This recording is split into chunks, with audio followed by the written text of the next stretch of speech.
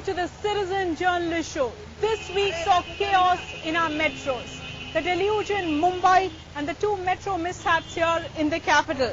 But all through it, you were with us, walking hand in hand, reporting from on the field, whether it was the hot scorching sun or the heavy downpour. Well, your reports in the next 30 minutes. Let's tell you what we have on the show this week. I believe that it's a medical negligence case and deficiency of services for this particular hospital. I want to know what exactly has happened. I want to know why a 30-year-old lady lost her life just like that. I don't know when this PMC is going to sort out this problem. We hope this problem is sorted in coming years. First to our citizen journalist Deepika Manchanda. The loss of a dear one is always a hard time. But what makes it worse is when you know their lives could have been saved. They were victims of negligence and apathy.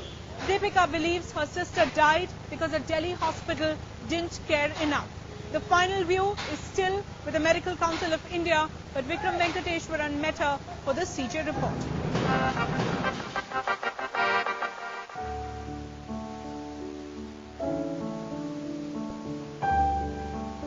Nitika was 30 years old. She was a homeopath and working as an assistant manager at Genpact. She passed away 2 months ago.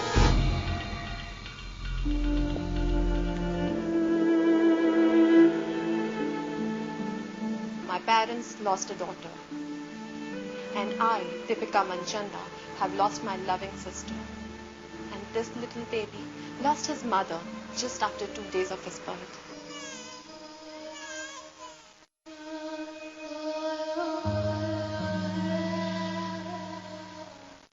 I, Deepika Manchanda, sister of Nitika Manchanda, am a citizen journalist with CNN IBN, and I believe that it's a medical negligence case and deficiency of services for this particular hospital. And I, as citizen journalist, I'm going to expose this hospital to the public, to the media, to everyone. Nitika had a very healthy and normal pregnancy with no medical history or abnormality. She had elected for C-section much earlier. Her labor pain started at second night, so we took her to the hospital. And on third morning at around 5:41, she delivered a baby boy.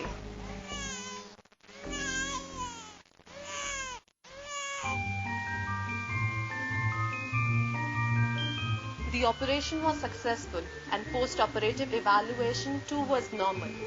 Her condition was absolutely normal and stable till 4th evening. I arrived at this hospital on 5th morning around 7:30 a.m.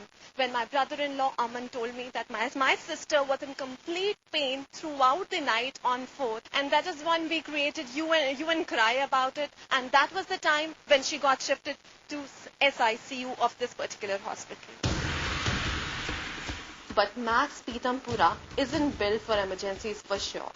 It just has 2 elevators with a minimum waiting time of at least 5 to 6 minutes. It took them 45 minutes to shift a critical patient to the intensive care. By 8:30, Nitika's vitals had dropped dangerously by then, and the cardiologist was called upon. But it was too late. By 12:30, Nitika was no more.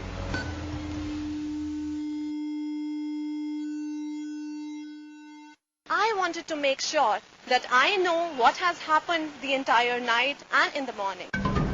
It was about 10 p.m. on 4th May when Nitika complained of abdominal pain and backache.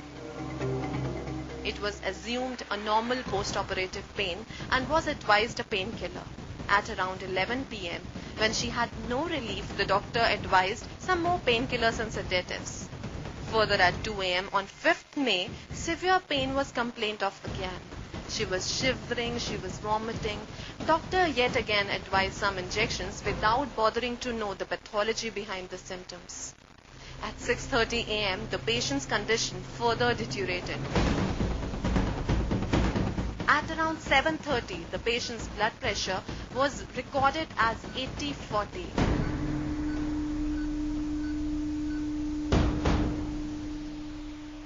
It was the time when her consulting gynecologist was finally called upon by the hospital.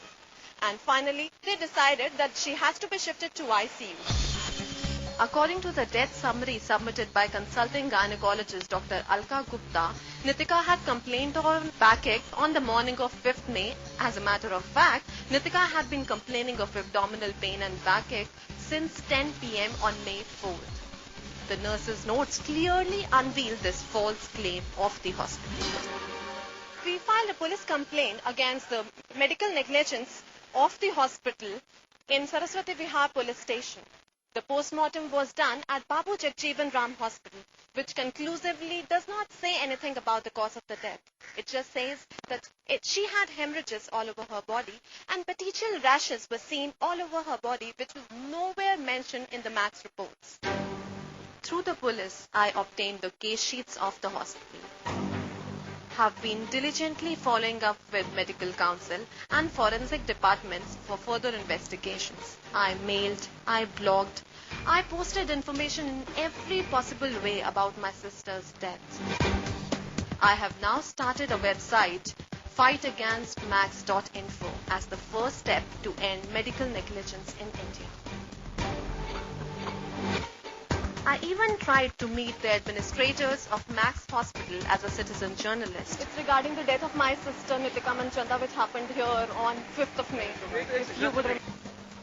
But they made us wait for more than an hour and finally refused to meet us, saying that the matter is sub judice and they cannot comment. I realize I'm fighting alone, but I have to fight. I'll fight for my parents who've lost their daughter. I'll fight for myself. I've lost my sister. I'll fight for the baby who has lost his mother when he was just 2 days old. At this point of time, I want to make an appeal to everyone, who have faced this kind of situation in the hospitals and have kept quiet because of some reasons. Please come forward. We cannot stay at the mercy of these business houses like Max Hospital. So please, I want to have my questions answered. I want to know what exactly has happened.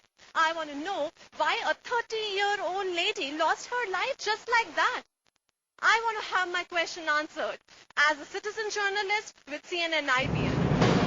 I, Deepika Manchanda, as a citizen journalist with CNN-IBN, wants to make an appeal to the Prime Minister that there has to be a regulatory body to control the cases of medical negligence in the business houses called hospitals these days.